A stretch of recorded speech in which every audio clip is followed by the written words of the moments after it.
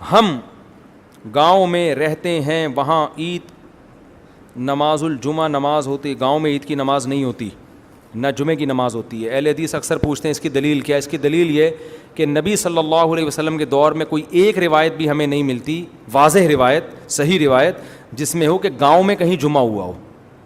جتنے بھی گاؤں کے لوگ ہیں نا, ینتابون, حدیث میں آتا ہے, وہ باریاں لگا کے مدینہ آیا کرتے تھے جمعے کی نماز پڑھنے کے لیے. تو کہیں بھی نہیں ملتا ہمیں.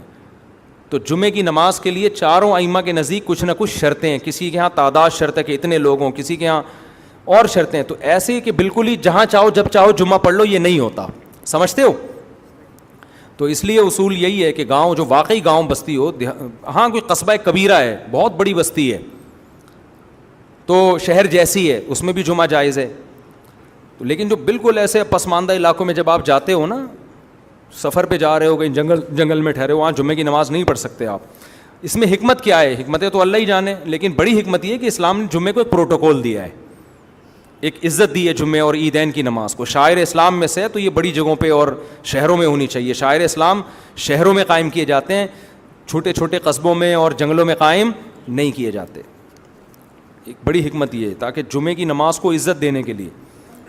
جیسے کورونا کے دنوں میں ہم نے کہا تھا نا کہ گھر میں جمعہ نہیں ہوتا, اس لیے کہ جمعہ میں ایک شرط ہے اذن عام, پبلک کو آنے کی اجازت دی جائے. تو گھر میں آپ دروازہ بند کر رہے ہو تو اذن عام تو نہیں ہے نا. اگرچہ علماء کا اس مسئلے میں اختلاف ہے, بعض نے کا جائز ہے, لیکن ہماری رائے یہی تھی کہ کورونا کے دنوں میں آپ مسجد میں پڑھیں جمعہ, ورنہ گھر میں دروازہ بند کر کے جمعہ پڑھنے کی اجازت نہیں ہے, کیونکہ اذن عام نہیں ہے, اس میں کھلی اجازت نہیں ہے.